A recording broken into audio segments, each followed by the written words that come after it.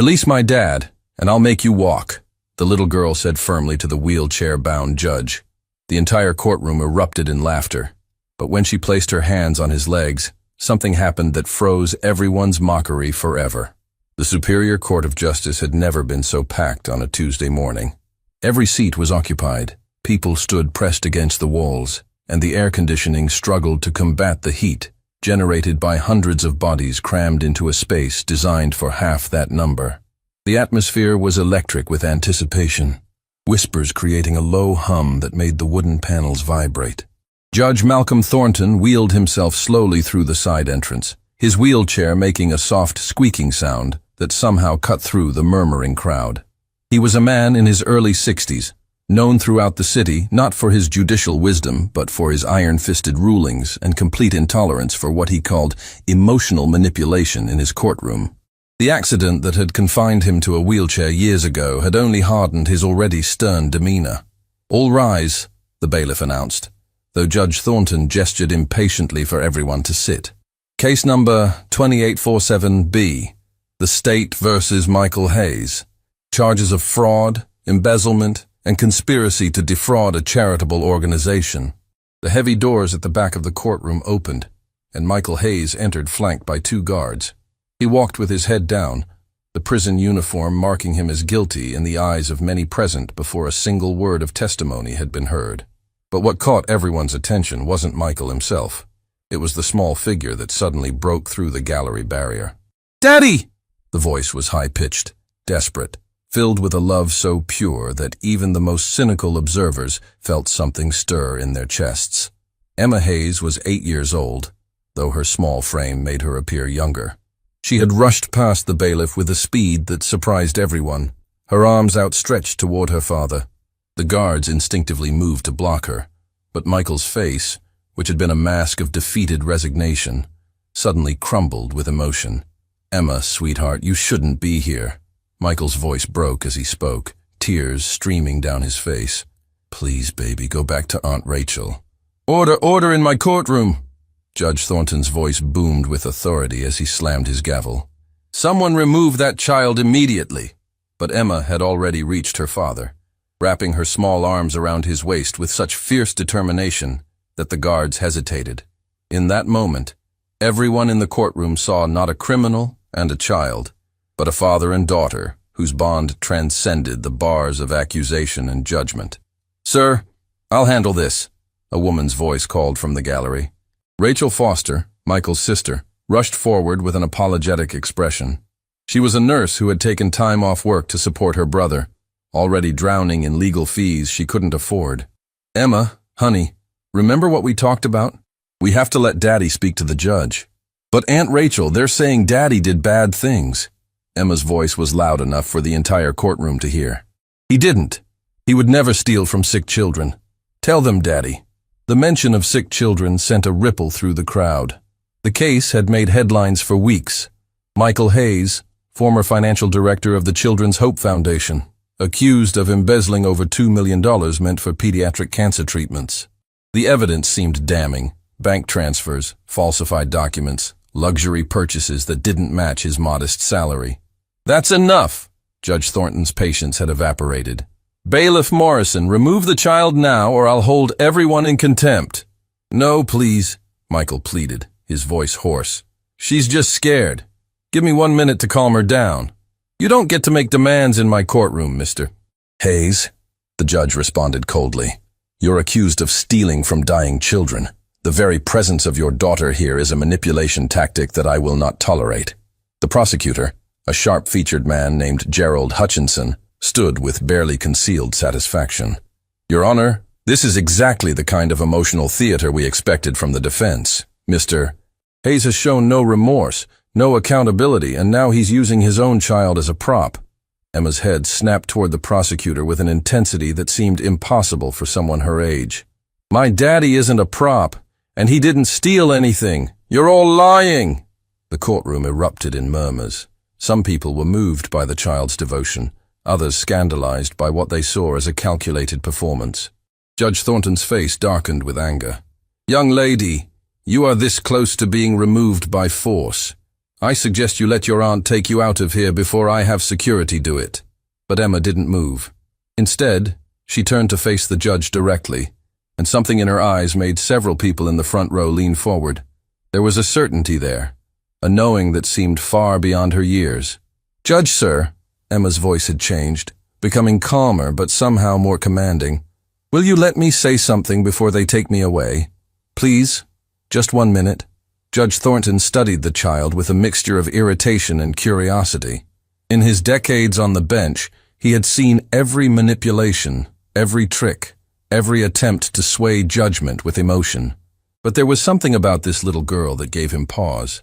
1 minute, he said curtly, "but make it quick." Emma took a deep breath, her small hands gripping her father's prison uniform. "My daddy worked at the Children's Hospital Foundation because my little brother Nathan had cancer. He died 2 years ago when he was only 5. A collective gasp went through the courtroom. This detail hadn't been in any of the media coverage. Rachel Foster wiped tears from her eyes, nodding to confirm the truth of Emma's words.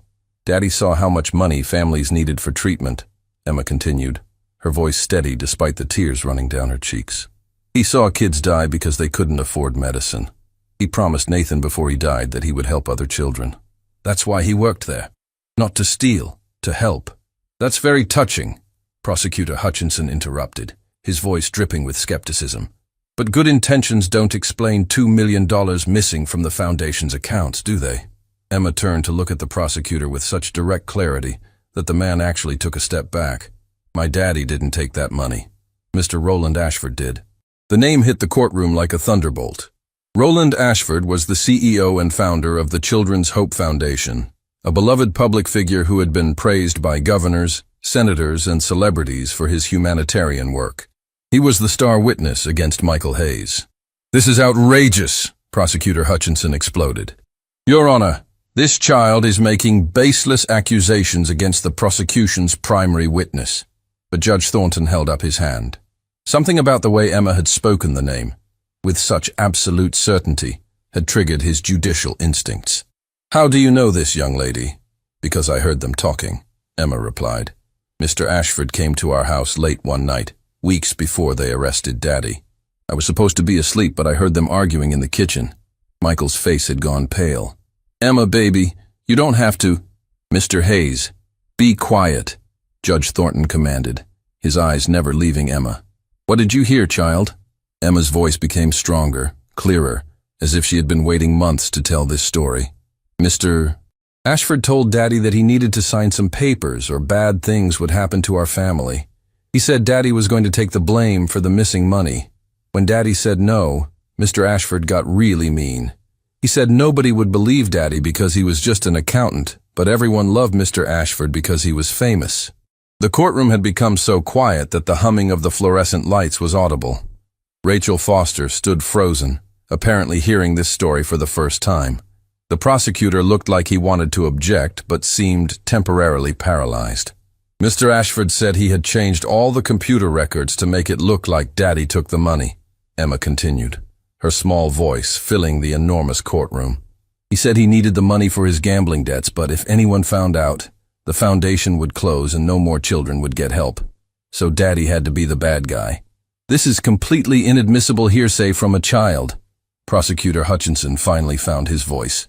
"Your Honor, you can't possibly—" "I can and will hear whatever I want in my courtroom," Judge Thornton snapped. His analytical mind was already working through the implications. "Mr. Hutchinson, where is Mr. Ashford today?" "He's not scheduled to testify until tomorrow, Your Honor. He's an extremely busy man. Get him here. Now." The judge's tone left no room for argument. "And I want his financial records subpoenaed immediately. Everything. Bank accounts, credit cards, property holdings, all of it." "Your Honor, you can't seriously be derailing this entire case based on a child's fairy tale." The prosecutor's professional composure was cracking. "Watch me," Judge Thornton responded coldly. Then he turned back to Emma, and his expression softened almost imperceptibly. "Young lady, do you understand how serious these accusations are?" "Yes, sir," Emma nodded. "But I also understand that my daddy is good, and Mr. Ashford is bad, even if everyone thinks it's the other way around." Judge Thornton leaned back in his wheelchair, his fingers steepled as he processed this unprecedented situation. In his long career, he had prided himself on seeing through deception, on being immune to emotional manipulation. But there was something about this child's testimony that rang with truth. "Bailiff Morrison, I want Mr. Hayes returned to holding but kept comfortable. "Miss Foster, you and Emma will remain in the courthouse under supervision. And Mr. Hutchinson, you have exactly 6 hours to produce Roland Ashford in my courtroom, or I'm dismissing this case with prejudice." The courtroom exploded into chaos. Reporters rushed for the exits to file breaking news. Spectators argued about what they had just witnessed. The prosecutor looked like he had been struck by lightning, but Emma simply looked up at her father with eyes that held hope for the first time in months. "I told you I'd make them listen, Daddy." Michael Hayes pulled his daughter into a fierce embrace, his shoulders shaking with sobs. "I love you so much, baby girl. So much." As the gods gently separated them, Emma called out one more thing, her voice carrying over the chaos. "Judge Thornton, sir. When they prove Daddy is innocent, I'm going to help you too." The judge paused in wheeling himself toward his chambers. "Help me how, child?" Emma's response was delivered with such pure confidence that it sent chills through everyone who heard it.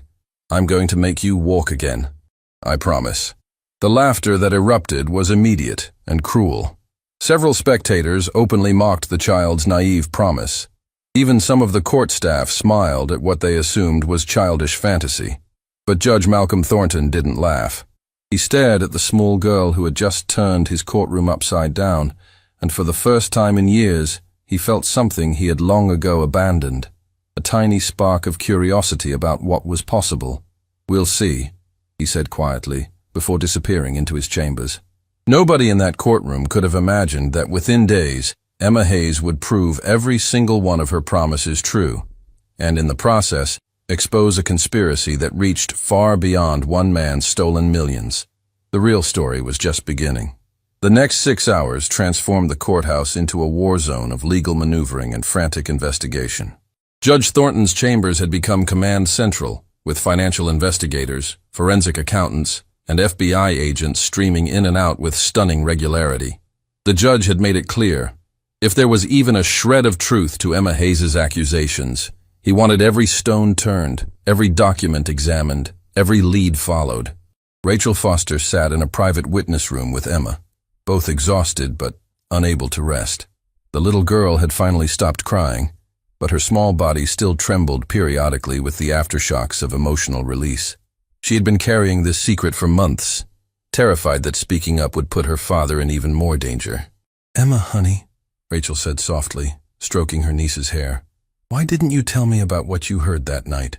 Emma looked up with eyes that held far too much wisdom for someone her age. "Because Mr. Ashford said he had friends everywhere. He said if Daddy told anyone, they would hurt you, and hurt me, and Daddy would never get out of prison. I was scared, Aunt Rachel. But when I saw Daddy in that courtroom looking so sad, I couldn't be quiet anymore." Rachel pulled Emma close, her own tears flowing freely. "You're the bravest person I know. Your Daddy would be so proud. Nathan would be so proud." At the mention of her deceased brother, Emma's expression shifted to something distant and ethereal. "Nathan told me to be brave. He visits me sometimes in my dreams. He said Daddy needed me to speak up even if I was scared." Rachel felt a chill run down her spine. After Nathan's death 2 years ago, Emma had changed in ways that the family couldn't quite explain. She had always been intuitive, but now she sometimes said things that seemed impossible for a child to know. She would mention details about people's health problems before they were diagnosed, or know when someone was lying with uncanny accuracy. A sharp knock interrupted Rachel's thoughts. Bailiff Morrison entered, his expression grave. "Miss Foster, Judge Thornton wants to see you and Emma. And ma'am, Roland Ashford has just arrived." The walk through the courthouse corridors felt like a death march. Emma held Rachel's hand tightly, her small fingers gripping with surprising strength. When they entered the main courtroom, the scene was dramatically different from the morning session. Roland Ashford sat at the prosecution table flanked by 3 expensive lawyers. He was a handsome man in his late 40s, with the kind of charismatic presence that made people instinctively trust him.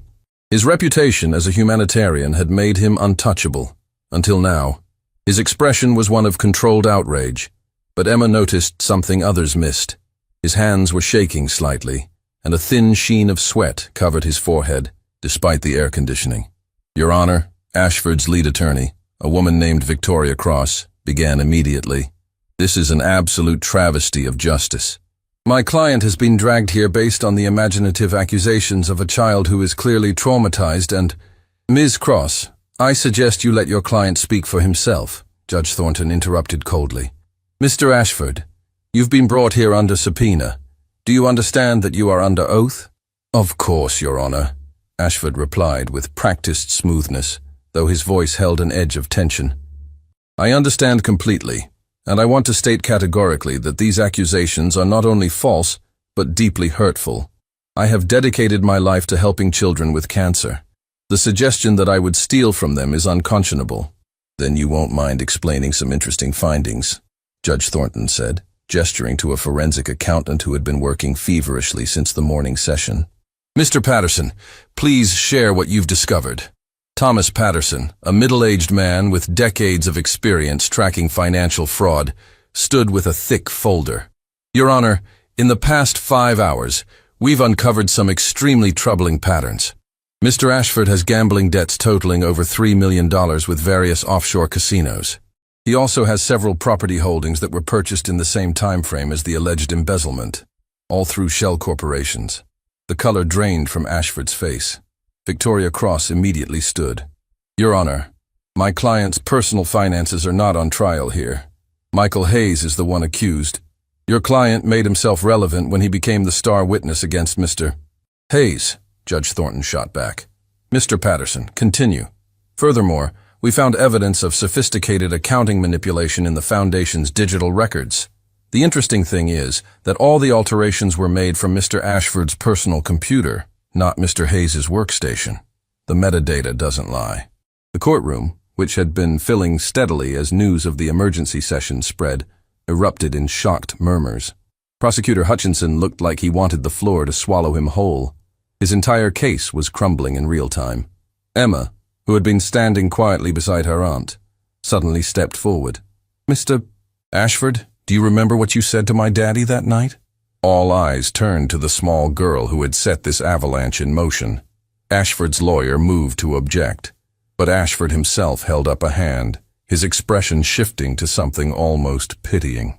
"Sweetheart," he said with practiced gentleness, "I understand you love your father very much, but sometimes our memories play tricks on us, especially when we're very young and under stress. You said you needed the money because you owed bad people who would hurt your family if you didn't pay." Emma interrupted, her voice clear and unwavering. "You said my daddy was perfect to blame because he had access to everything and nobody would question it. You said everybody loved you too much to believe you could do anything wrong." The specificity of Emma's recollection sent another wave of whispers through the crowd. Ashford's mask of compassionate concern was beginning to crack. "Your Honor, this child has clearly been coached," Victoria Cross objected desperately. "Someone has fed her these—" "Nobody coached her," Rachel Foster spoke up, her voice shaking but determined. "Emma has barely spoken about any of this until today. She was too frightened, and I believe every word she's saying." Judge Thornton leaned forward in his wheelchair, his eyes boring into Roland Ashford. "Mr. Ashford, I'm going to ask you a direct question, and I remind you that you are under oath. Did you visit Michael Hayes' home weeks before his arrest?" Ashford's lawyers immediately huddled with him, whispering urgently. The seconds stretched into an uncomfortable minute. Finally, Ashford spoke, his voice strained. I did visit Mr. Hayes at his home, but it was a professional visit, nothing nefarious." "Why didn't you mention this visit in any of your previous testimony?" Judge Thornton demanded. "It didn't seem relevant. A private late-night visit to the home of a man you would later accuse of massive fraud didn't seem relevant." The judge's voice dripped with skepticism.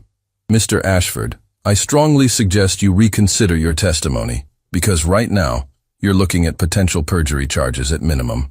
Emma watched all of this unfold with an intensity that made several court observers uncomfortable. There was something about the way she looked at Ashford, not with childish anger, but with a penetrating awareness that seemed to see straight through his carefully constructed facade. He's lying, Emma said suddenly, her voice cutting through the tension. He's lying right now. His heart is beating really fast and he's scared. How could you possibly know that? Victoria Cross challenged, trying to regain control. I just know, Emma replied simply. Then she turned to Judge Thornton with that same unsettling clarity. Judge, sir, can I talk to Mr. Ashford? Just for a minute, please. Judge Thornton studied the child for a long moment. Every legal instinct told him this was irregular, unprecedented, potentially problematic. But his intuition, the same intuition that had made him a legendary judge before his accident, told him to allow it. 1 minute, he said, but I want it on the record. Emma walked slowly toward Roland Ashford, her small frame seeming to carry a weight far beyond her physical size. The courtroom was so silent that people could hear the soft sound of her footsteps on the tile floor. When she reached Ashford, she looked up at him with eyes that held no hatred, no anger, only a profound sadness. Mr. Ashford, why did you do it? All those children needed that money, children like my brother Nathan. For the first time, Ashford's carefully maintained composure completely shattered. His face crumpled, and tears began streaming down his cheeks. His lawyers looked horrified, but he waved them away. I don't know, he whispered, his voice breaking. I don't know. It started small, just a little to cover a bad bet. Then it got bigger and I couldn't stop and I was in so deep. He buried his face in his hands. God forgive me. Those children. Your brother.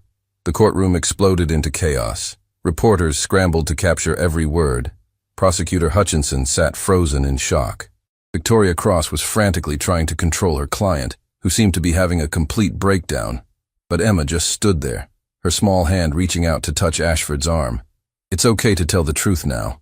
Nathan would want you to tell the truth. All those other children need you to tell the truth.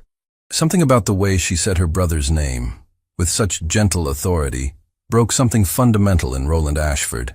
He looked at this little girl who should have hated him, who should have wanted him destroyed, and saw only compassion.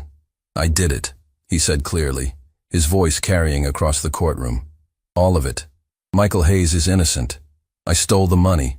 I manipulated the records. I threatened him and his family. I did everything they're accusing him of, and more. The confession was met with stunned silence, followed by an eruption of noise that Judge Thornton had to gavel down repeatedly. Victoria Cross looked like she wanted to stop her client, but it was too late. The truth was out. Your Honor, Prosecutor Hutchinson stood shakily, his face ashen. In light of this testimony, the state moves to immediately dismiss all charges against Michael Hayes and requests that Mr. Ashford be taken into custody pending formal charges. Motion granted, Judge Thornton said, his voice heavy with satisfaction and something else.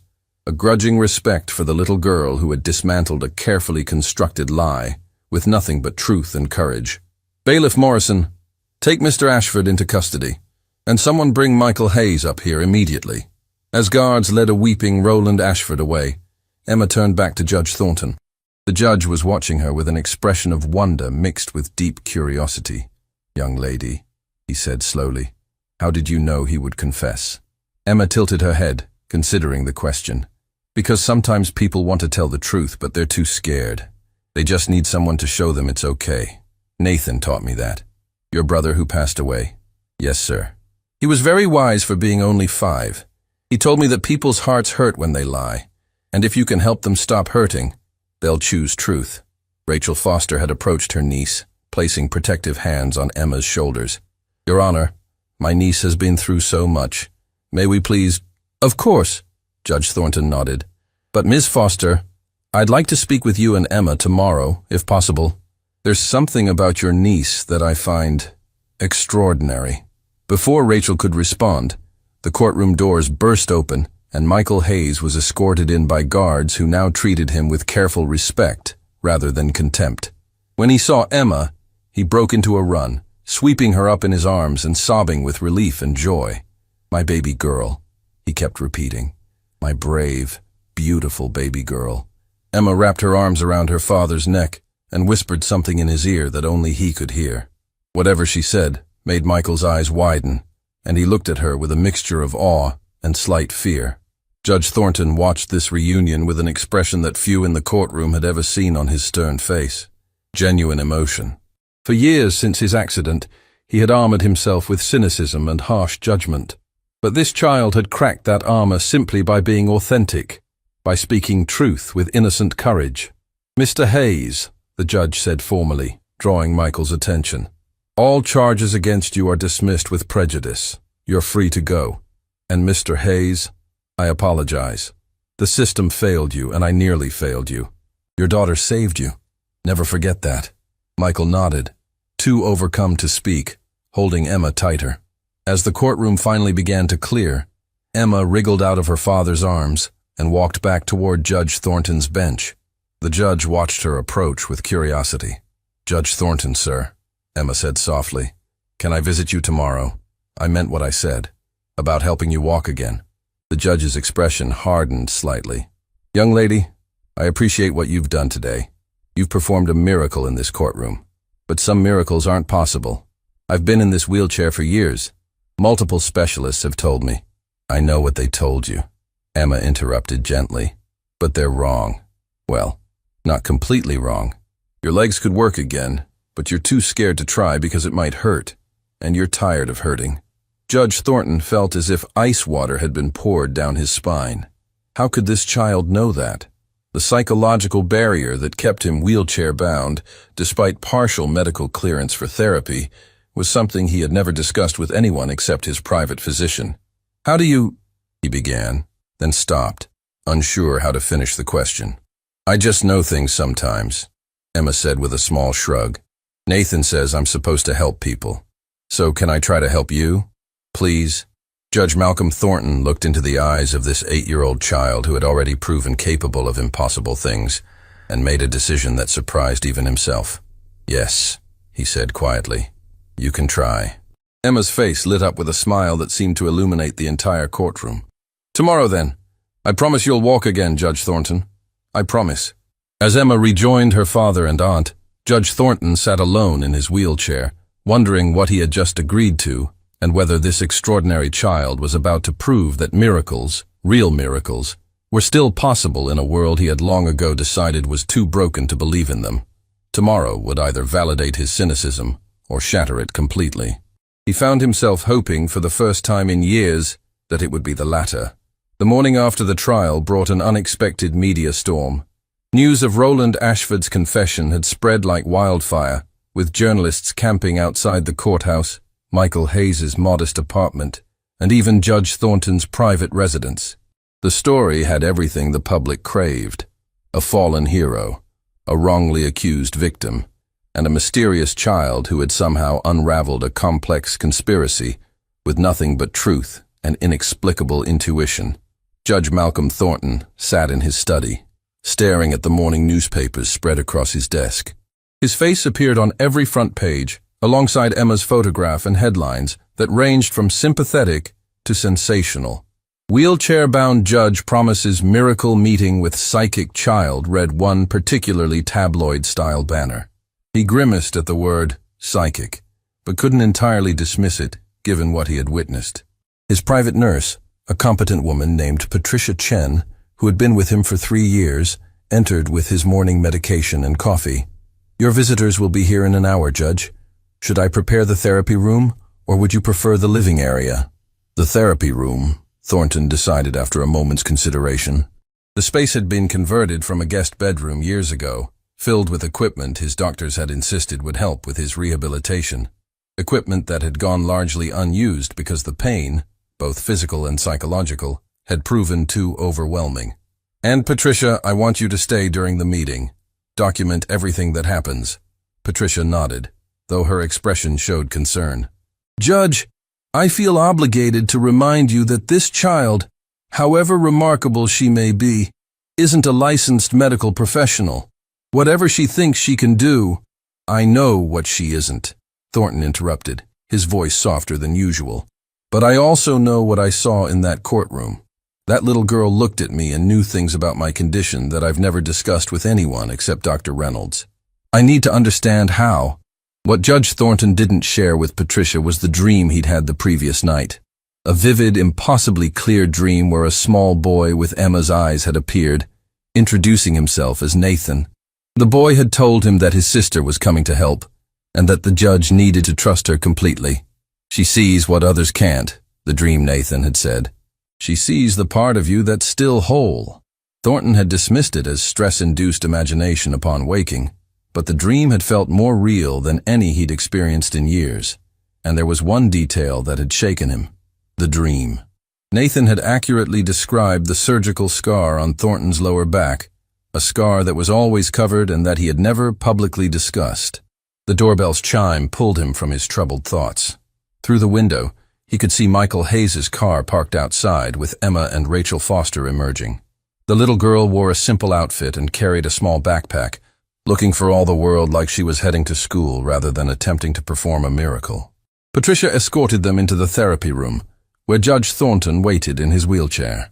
The space was large and well lit, with parallel bars, a therapy table, resistance bands, and various other rehabilitation equipment that mocked him with their potential.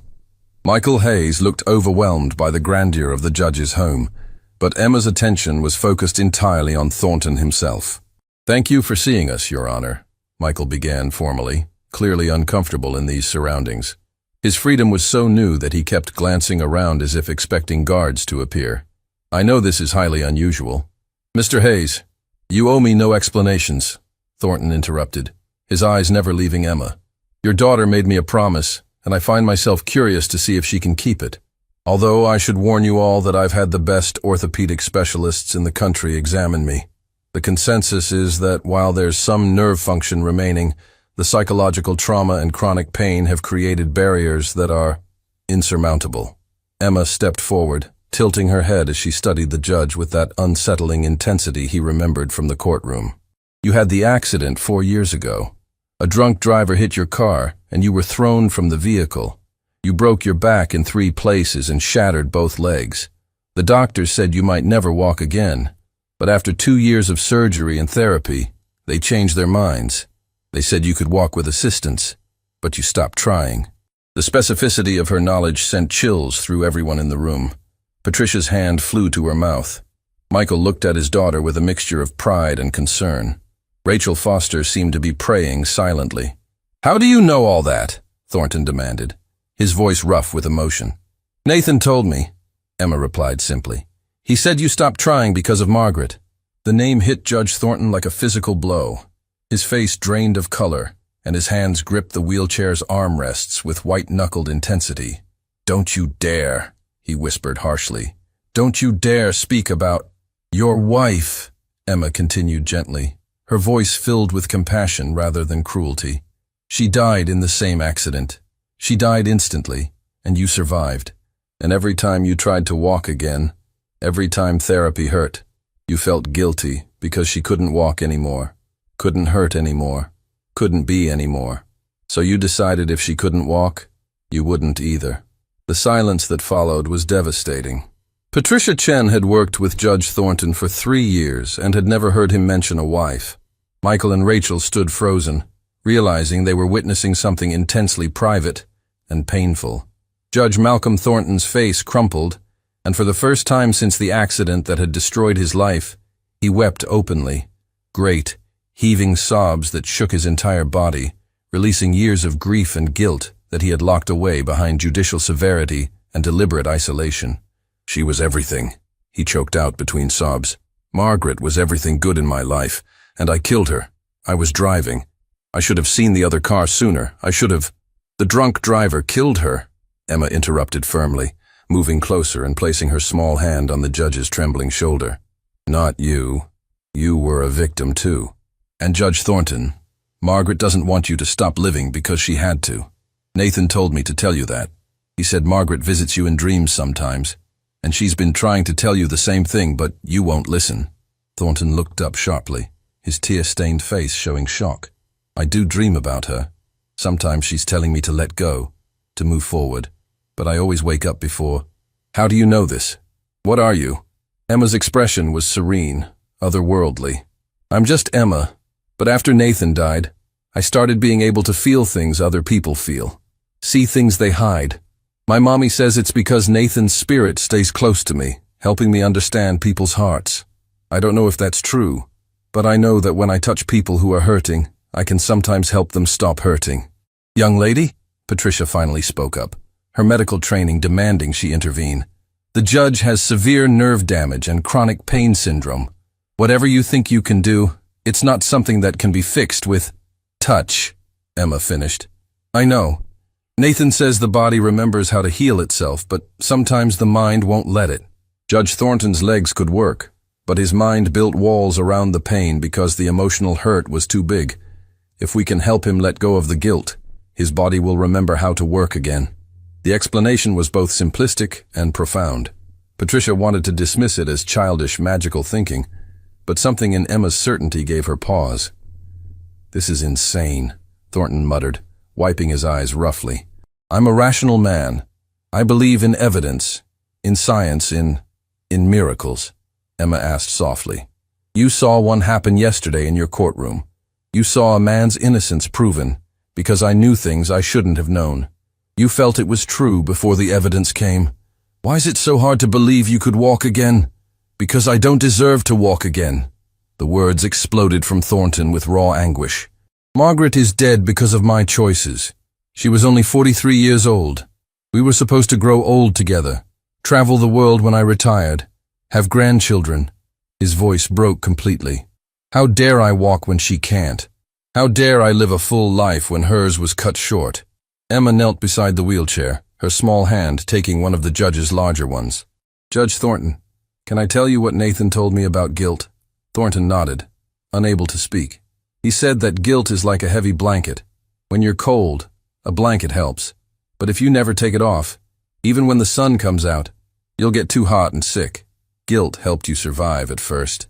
It gave you something to focus on, instead of the pain of missing Margaret. But now it's making you sick.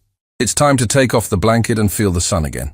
The metaphor, delivered in a child's simple language, somehow penetrated Thornton's intellectual defenses more effectively than years of therapy might have. He found himself actually considering the possibility that his suffering wasn't honoring Margaret's memory. It was just suffering. What do you want me to do? He asked quietly. I want you to stand up, Emma said simply. Just try. I'll help. Young lady, that's not possible, Patricia protested. The judge hasn't supported his own weight in years. His muscles have atrophied, his balance is... His muscles remember, Emma insisted. His body remembers. It's just waiting for his mind to give permission. Michael Hayes, who had been silent throughout this emotional exchange, finally spoke.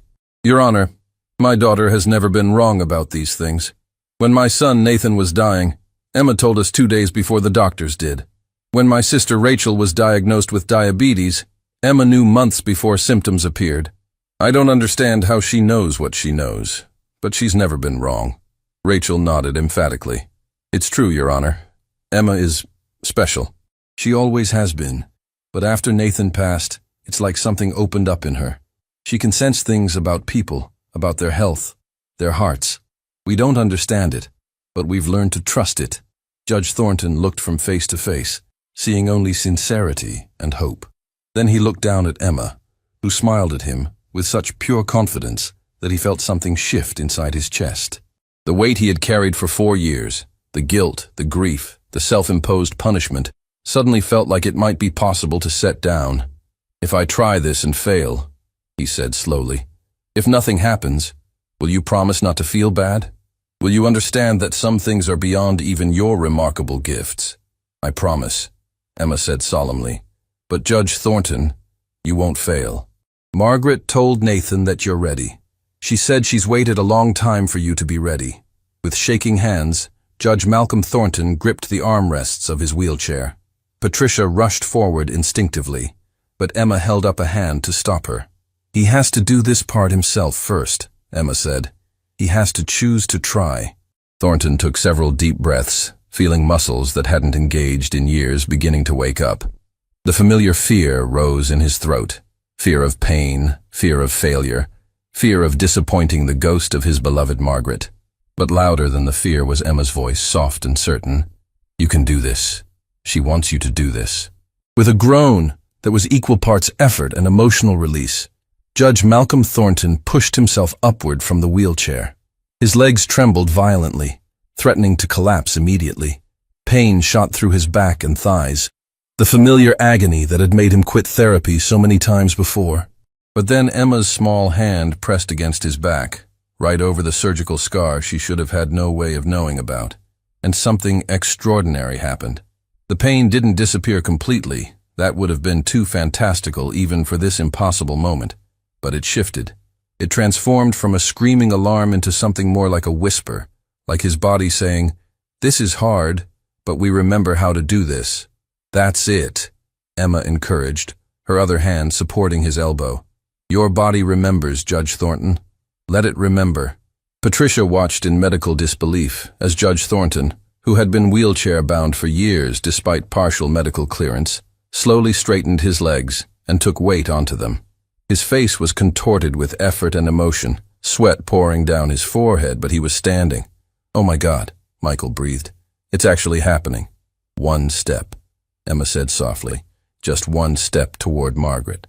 She's waiting for you to come back to life. One step to show her you're ready." Judge Malcolm Thornton, with tears streaming down his face and his entire body shaking with effort, lifted his right foot and moved it forward 6 inches. Then his left. Then his right again. 3 steps. The first 3 steps he had taken on his own in 4 years. Then his strength gave out, and he collapsed. But Patricia and Michael were ready, catching him before he could fall and lowering him back into the wheelchair. He was gasping, crying, laughing all at once. A man who had just glimpsed a future he had convinced himself was impossible. "I stood," he kept repeating, his voice filled with wonder. "I walked. I actually walked." Emma knelt beside him again, smiling with the satisfaction of a promise kept. "You did. And tomorrow, you'll walk more. And the day after that, even more. Your body remembers, Judge Thornton. It was just waiting for your heart to heal enough to let it try." Patricia was checking the judge's vital signs with shaking hands, her medical training warring with what she had just witnessed. I don't understand how. Your muscle tone shouldn't have been able to support that. The neural pathways. Some things can't be explained with science alone," Rachel said softly. "Sometimes you just have to accept that grace exists." Judge Thornton looked at Emma with an expression of awe mixed with profound gratitude. "You gave me back hope. That's what you really did. You showed me that maybe, just maybe, life isn't over. That maybe Margaret would want me to really live, not just exist." "She does want that," Emma said with absolute certainty. "And Nathan says to tell you that healing takes time, but you've taken the hardest step already. The first one." As the Hayes family prepared to leave, Judge Thornton called out to Emma one more time. "Young lady, I don't know how to thank you for what you've done. For me, for your father, for showing me that impossible things can still happen." Emma's response would echo in Thornton's mind for years to come. "You don't need to thank me, Judge. Just promise you'll keep walking, keep healing, and when you can, help other people remember that they can heal too. That's how you thank Nathan and Margaret, by living so well that other people remember how to hope again." After they left, Judge Malcolm Thornton sat alone in his therapy room, staring at the parallel bars he hadn't touched in years. His legs ached with the deep pain of muscles reawakening after a long sleep. His heart ached with the beginning of healing from grief he had thought would define him forever. And for the first time since the accident that had destroyed his life and stolen his wife, Judge Malcolm Thornton allowed himself to believe that perhaps, just perhaps, miracles were still possible. Tomorrow, he decided, he would try again, and the day after that, and the day after that. Because a child who could see into hearts had shown him that the only prison that truly held him was the one he had built himself. It was time to walk free.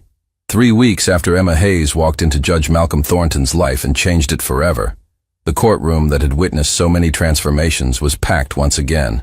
But this time, the atmosphere was completely different. This was not a trial, but a special hearing, one that had drawn national media attention and representatives from child welfare organizations across the country. The doors at the back of the courtroom opened, and a collective gasp rippled through the crowd. Judge Malcolm Thornton walked in, actually walked, using a cane for support, but moving under his own power with deliberate, careful steps. His physical therapist, Patricia Chen, walked beside him not to support him physically, but as a proud witness to what many had called medically improbable. The transformation was remarkable not just physically but spiritually. The stern, hardened man who had ruled his courtroom with cynical authority had been replaced by someone whose eyes held warmth and whose face showed the peace of someone who had finally forgiven himself. "Please be seated," Thornton said as he carefully lowered himself into his chair behind the bench. He no longer used the wheelchair. It sat in a corner of his chambers, as a reminder of what he had overcome. "This court is now in session.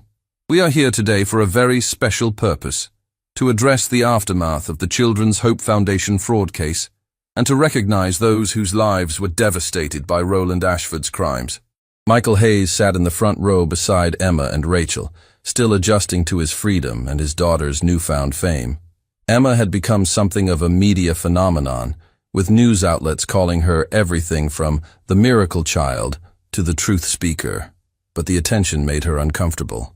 She had never wanted fame. She simply wanted to help people the way Nathan had taught her. Prosecutor Gerald Hutchinson, who had been humbled by his role in almost convicting an innocent man, stood to address the court. His entire approach to justice had been shaken by the Hayes case, and he had spent the past weeks working tirelessly to right the wrongs that Ashford's scheme had created. "Your Honor," Hutchinson began, his voice carrying genuine emotion rather than his previous prosecutorial detachment. "Our investigation into Roland Ashford's activities has uncovered a fraud far more extensive than initially believed. The $2 million stolen from the Children's Hope Foundation was only part of the story." The courtroom stirred with murmurs. Judge Thornton gestured for Hutchinson to continue. "We've discovered that over a period of 5 years, Mr. Ashford embezzled approximately $8 million total.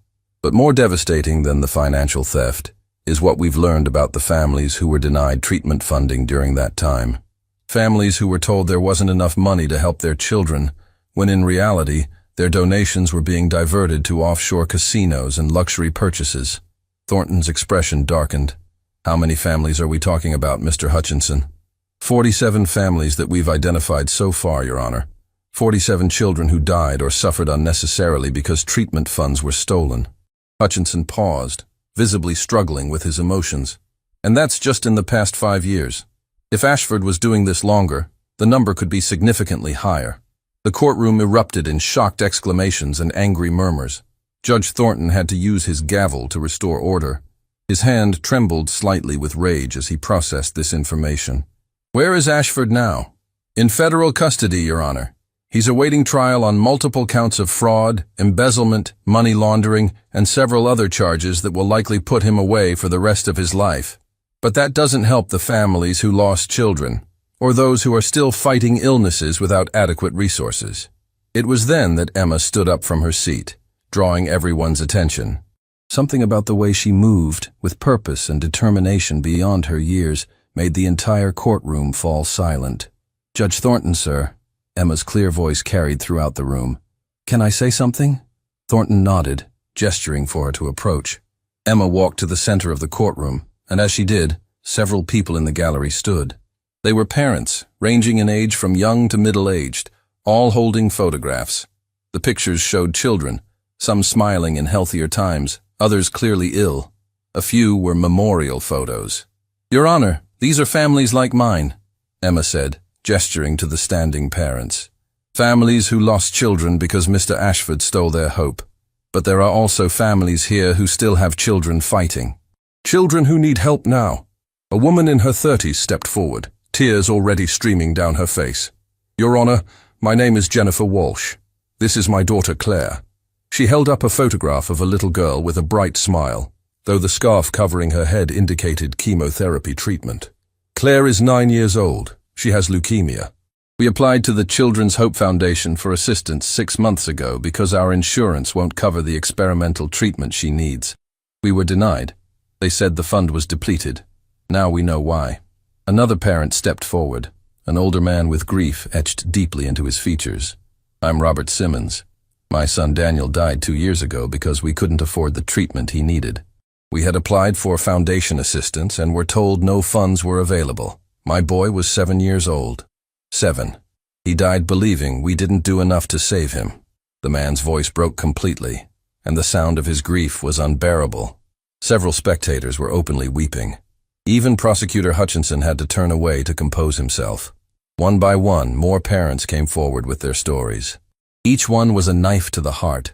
Tales of children who suffered, families bankrupted by medical bills, hope stolen by one man's greed and addiction. By the time the 10th parent had spoken, Judge Thornton's face was wet with tears he made no effort to hide. "Enough," he said finally, his voice thick with emotion. "I've heard enough. Mr. Hutchinson, what is being done to help these families?" "The foundation has been dissolved, Your Honor.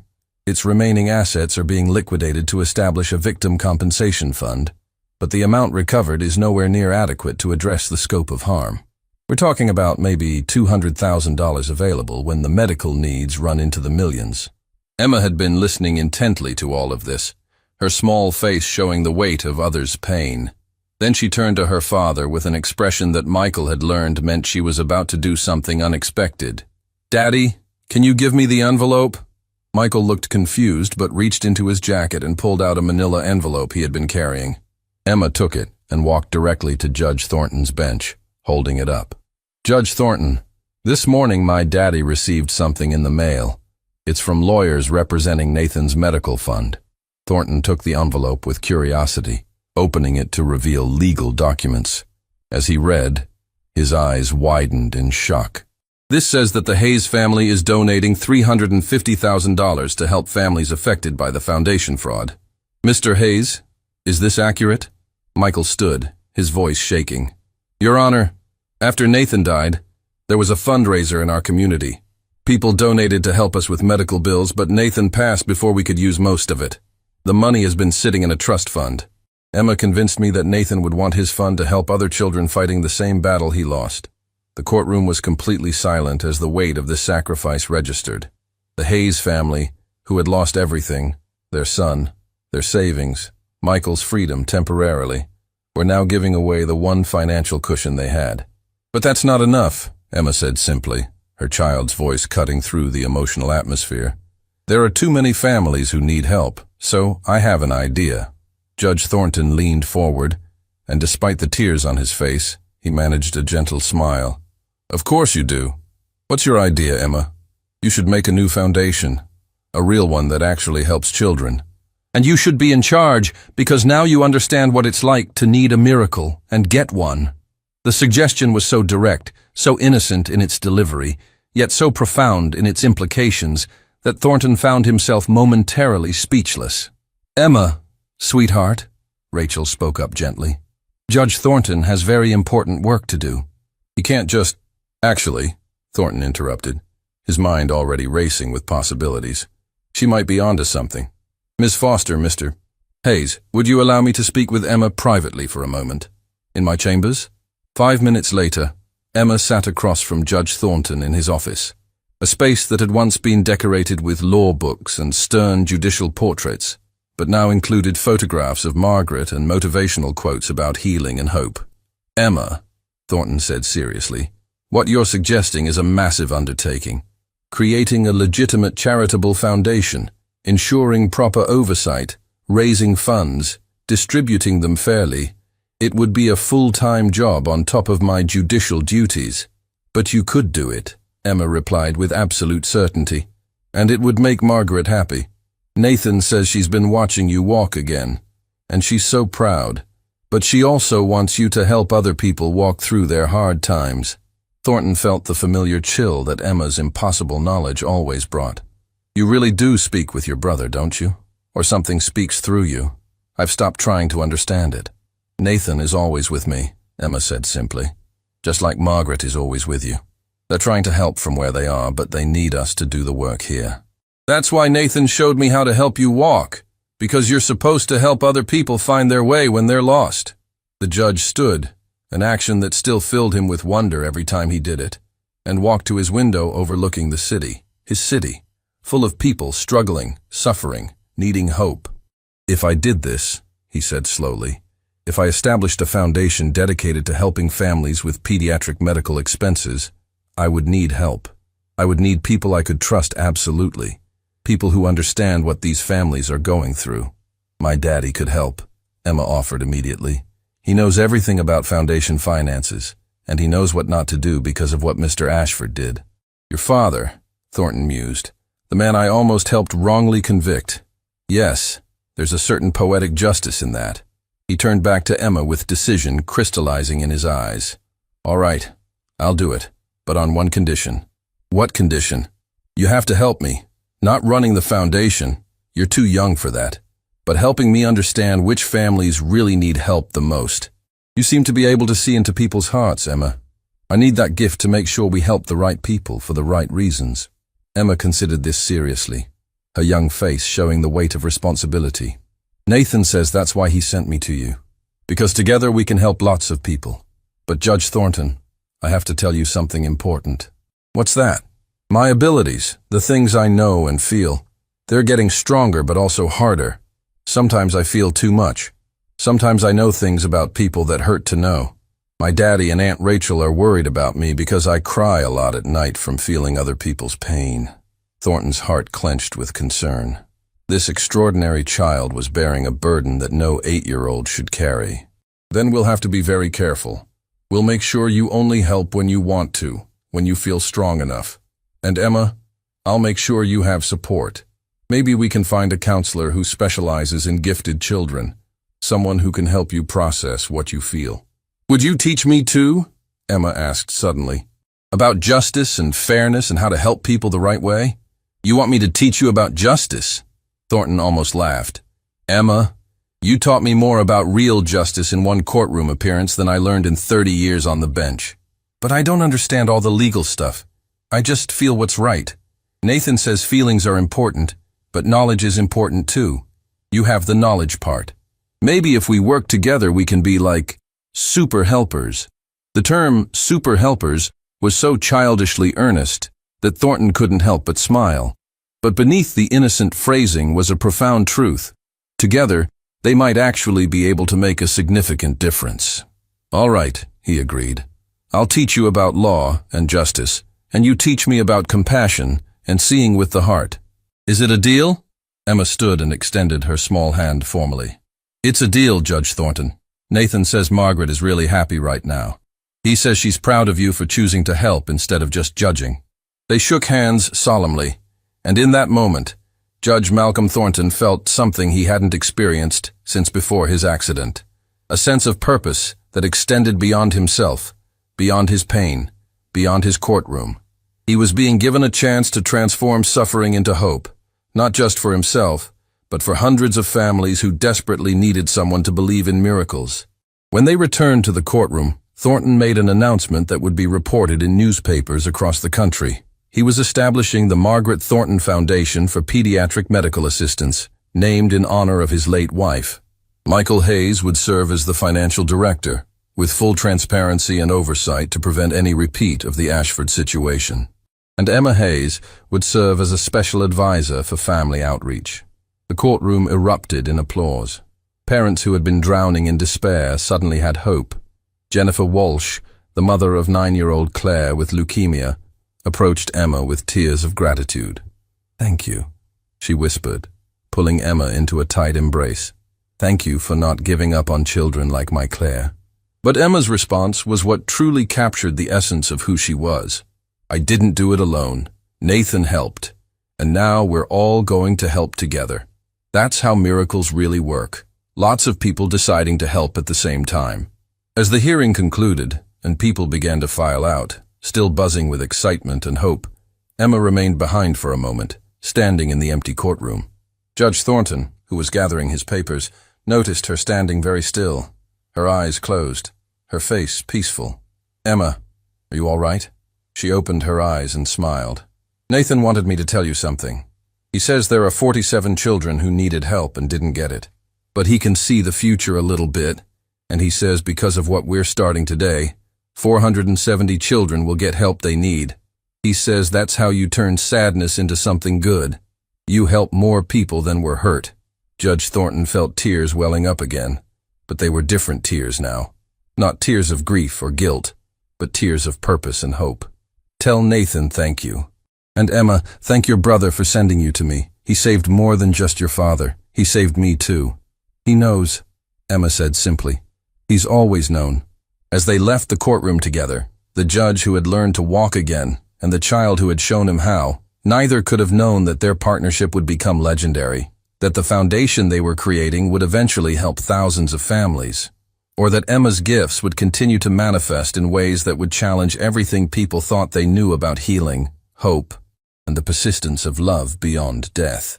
But they both knew, with absolute certainty, that they were exactly where they were meant to be, doing exactly what they were meant to do. And sometimes, that knowledge is the greatest miracle of all. 5 years later, the Margaret Thornton Foundation had become one of the most respected pediatric medical assistance organizations in the country. The numbers told an extraordinary story. Over 2,000 families helped, $15 million raised and distributed, and a zero-tolerance policy for financial misconduct that had become the industry standard. But the real story wasn't in the numbers, it was in the lives transformed. On a crisp autumn morning, Judge Malcolm Thornton stood without assistance at the entrance of the Foundation's new headquarters, a building purchased and renovated specifically to serve families in crisis. He was 67 now, completely recovered, and had recently announced his retirement from the bench to dedicate himself fully to the Foundation's work.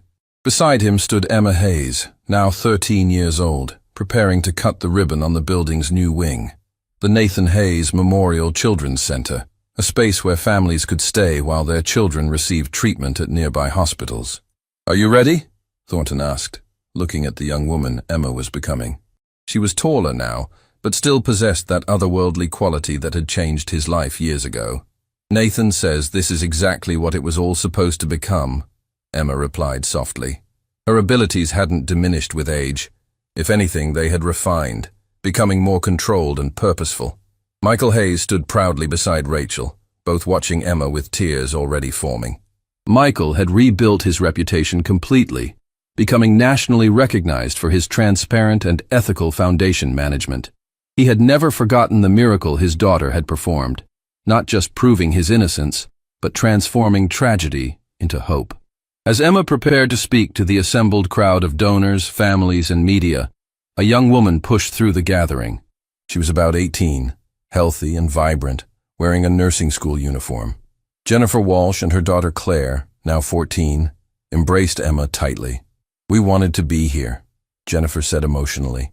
"Claire wouldn't be alive today if it weren't for this foundation.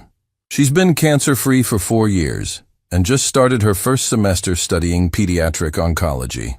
She wants to help other children the way she was helped." Emma hugged Claire back, and for a moment, those nearby swore they saw a shimmer of light around the two girls, something inexplicable but beautiful. When Emma finally approached the microphone, the crowd fell silent. "5 years ago, my daddy was in prison for something he didn't do," she began, her voice steady and clear. "My brother Nathan had already died from cancer. I thought miracles were just stories people told to make themselves feel better about sad things." She paused, looking at Judge Thornton, who nodded encouragingly. "But then I learned that miracles aren't magic. They're just people deciding to help each other when it would be easier to give up. They're judges who learn to walk again so they can help others find their way. They're fathers who turn wrongful accusations into opportunities to help families like ours. They're communities that decide suffering should create compassion, not just more suffering." Emma gestured to the building behind her. "This center is named after my brother Nathan, but it's really named after every child who fought battles they didn't deserve to fight, every family that refused to give up, every person who donated when they could have looked away." Her eyes swept across the crowd, and many felt as if she was seeing directly into their hearts. "Nathan visits me still, sometimes in dreams. He tells me that love doesn't end when someone dies. It just changes form. He says every child helped here is him being helped again. Every family given hope is our family being saved again." Judge Thornton had to wipe his eyes. After all these years, Emma still had the power to speak truth that cut through every defense. "So today, as we open the Nathan Hayes Memorial Children's Center, I want to make a promise," Emma continued, her voice strengthening. "I promise that as long as I'm alive, I'll keep helping families find hope when everything feels hopeless.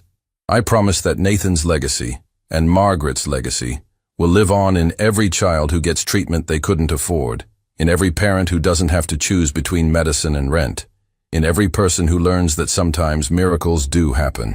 She looked directly at Judge Thornton. And I promise to remember that the impossible only stays impossible until someone brave enough decides to make it possible. As Emma cut the ribbon, the crowd erupted in applause. But those closest saw something extraordinary.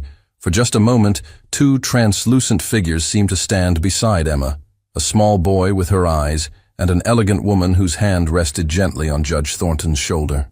Then they were gone, but the love they represented remained. Judge Malcolm Thornton walked forward on his own two strong legs and embraced Emma Hayes, the child who had taught him that justice without compassion is just cruelty, and that healing requires courage to let go of guilt and choose hope. "Thank you," he whispered. "Thank you for teaching an old cynic that miracles are real." Emma smiled, and in that smile was the wisdom of someone who had always known that love, in the end, is the only miracle that truly matters. "Let go of my father and I'll make you walk," the girl warned. Her voice, steady despite the courtroom sneers, aimed her way. The opposing lawyers burst into laughter, dismissing her as nothing more than a powerless daughter making empty threats. But their confidence shattered when the judge slowly stood up, eyes fixed on her with unmistakable recognition and respect.